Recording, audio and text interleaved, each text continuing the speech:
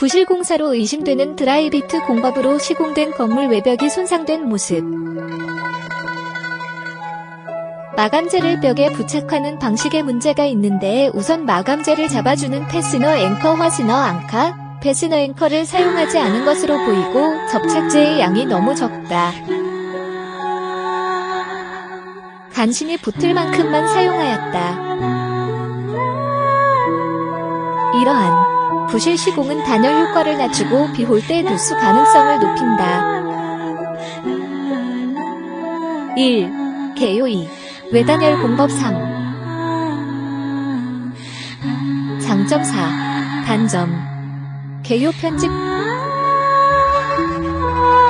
드라이비트란 미국 DIYVIT사에서 개발한 외단열 공법 및 그 상품을 말한다. DIYVIT사 홈페이지. 2. 외단열 공법 편집. 영어로도 정식 호칭은 익스티리어 인설레이션 피니싱 시스템으로 줄여서 IPS라고 부르기도 한다. 건물은 외부의 온도 변화에 대해 건물 내부의 온도를 어느 정도 일정하게 유지하기 위해 단열재를 시공해야 한다. 특히 날씨가 추운 겨울엔 외부 온도가 급격하게 떨어질 경우 단열재가 없는 건물은 난방 효과가 매우 떨어지며 입주자의 거주성이 상당히 떨어지는 큰 단점이 존재한다. 전통적인 단열 공법은 내벽과 외벽 사이에 단열재를 끼우는 방식이지만 이 경우 외벽에 별도로 자재를 사용해 시공해야 하므로 전체적인 건축비와 공사기간이 오래 걸린다는 단점이 있다. 하지만 드라이비트 공법은 건물의 벽 외부에 직접 접착제를 바르고 단열재를 접착한 뒤 그 위에 마감재를 도포해 보호막을 생성하는 개념으로 기존의 단열 시공에 비해 건축비가 크게 절감되고 시공이 용이하며 필요할 경우 외벽에 대한 리모델링도 손쉽게 가능하다. 드라이비트의 기원은 2차 세계대전 당시 추운 지역에서 독일군이 텐트 외부에 발포 수지 같은 단열재를 두르고 추위를 이겨냈다는 설과 전후 복구를 위해 독일에서 외단열 공법으로 시도한 것이 시초라는 설이 있다.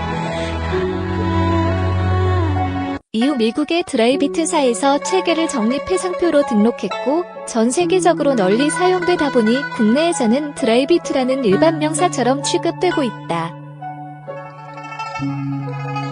일부 건축업자들은 드라이비트를 외단열이 아니고 외장 마감이라고도 한다. 3. 드라이비트 장점 편집. 건물 외부에 접착제를 도포하고 드라이비트 단열재를 붙이면 끝난다. 접착제가 건조되는 시간만 소모되니 기존의 벽돌이나 대리석 같은 외장재를 시공하는 방식보다는 월등하게 건축비와 시간이 절약된다. 또한 자재의 비용이 다른 석재보다 저렴하다. 마감재의 색상과 질감이 매우 다양하기 때문에 무늬를 넣거나 화사한 색감의 외벽을 만들 수 있다. 외부가 손상되더라도 해당 부분만 다시 붙이면 될 정도로 사후 유지 보수가 간단한 편이다. 에너지 절약이 우수하다.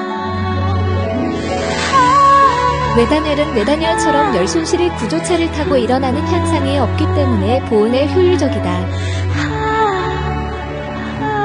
특히 드라이비트 외장 마감 건물의 내단열까지 제대로 시공됐다면 단열 부분에서는 끝판왕급 효율을 보여준다. 4. 드라이비트 단점 편집. 화재에 매우 취약하다.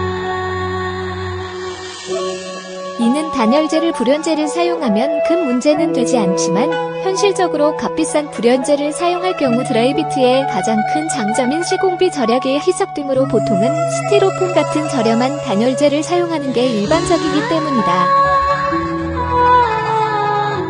특히 국내의 경우 도시형 생활주택이라 부르는 중소형 오피스텔 원룸 건물이 도심지에 빽빽하게 건설되었는데 대부분 기존의 단독주택을 허물고 층 규모의 원룸 건물을 짓는 건축주의 입장에선 최대한 빨리 저렴 저렴하게 건물을 지어서 수익성을 추구해야 하므로 드라이비트 공법이 매우 광범위하게 사용되는 원인이 되기도 했다.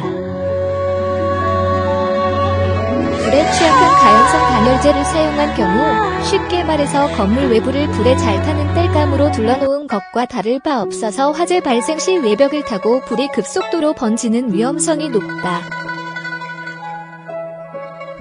의정부 아파트 화재 사건처럼 드라이비트로 마감된 건축물이 밀집해 있는 지역에서 화재가 얼마나 큰 피해를 주는지 알 수 있다. 이후 제천 스포츠센터 화재 사고도 이게 문제가 된 것으로 파악되고 있다. 벽면이 떨어질 수 있다. 이 부분은 재료 자체의 문제도 약간은 포함되지만 시공업자의 양심과 태도가 더 큰 비중을 차지한다. 자재 자체가 무거운 편이 아니기 때문에 시공자들이 자재를 벽에 붙이는 앙카의 수를 줄이거나 저질 접착제를 사용하거나 충분하지 않은 접착제를 사용하면 얼마 지난 후 떨어지는 현상이 발생한다. 해외에서는 건축법에서 높이에 따라 평방미터당 부착해야 하는 패스너 앵커, 화스너 앙카, 패스너 앵커의 개수와 접착제 사용량을 엄격하게 지키도록 하고 있지만 우리나라는 아직도 현장이 주먹구구식으로 돌아가고 있다. MB의 건축 규제 완화로 드라이비트 사용이 늘어났네요. 타 건축 규제 완화한 이후로 건물 사이 간격 제한 거리로 축소되고 느슨한 규제를 틈 타 건축비가 상대적으로 싼 드라이비트 공법이 많이 적용 가능했고 10층 이하 건축물의 경우 스프링클러 장착 의무를 면제.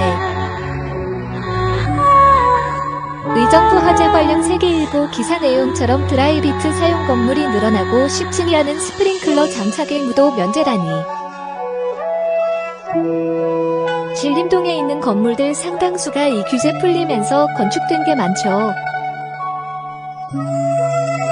에휴가 어딘 안 낀 데가 없네요.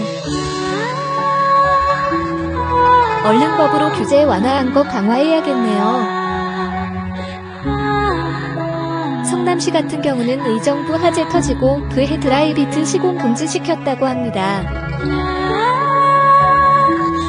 제천 화재 원인의 드라이비트 도마위. 드라이비트 비용기간 절감이면에 내구성 인허성 취약. 제천 화재의 주된 원인으로 건축 마감재 드라이비트가 도마에 올랐다. 지난 21일 드라이비트가 사용된 충북 제천시의 한 스포츠센터에서 화재가 발생했다. 이날 화재로 현재까지 29명이 사망하고 부상자도 29명이 발생한 것으로 집계됐다. 인화 물질인 드라이비트가 화재를 키웠다는 분석이 나오고 있습니다. 드라이비트는 스티로폼 등 가연성 소조의 석고나 페인트를 덧바른 건축 마감 소재다. 특히 드라이비트에 불이 붙을 경우 스티로폼이 녹으면서 유독가스를 발생시켜 심각한 피해를 야기할 수 있습니다. 인화성과 더불어 내구성 역시 드라이비트의 단점으로 꼽힌다.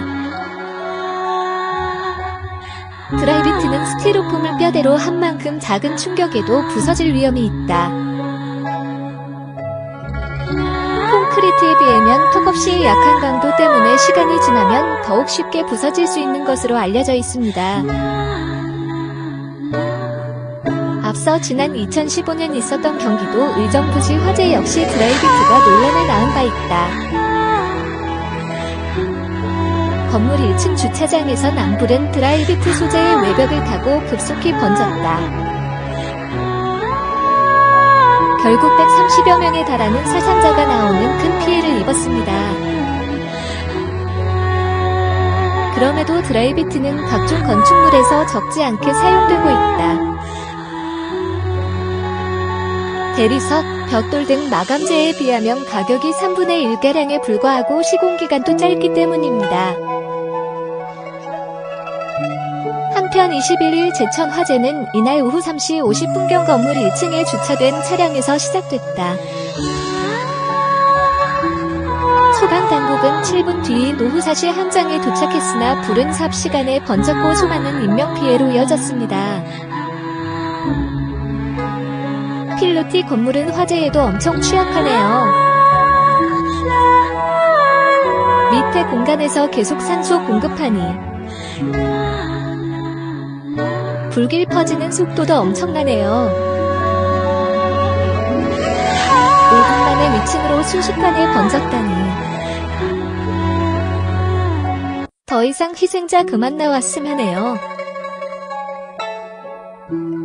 저것 때문에 유독 가스가 엄청났던 거죠.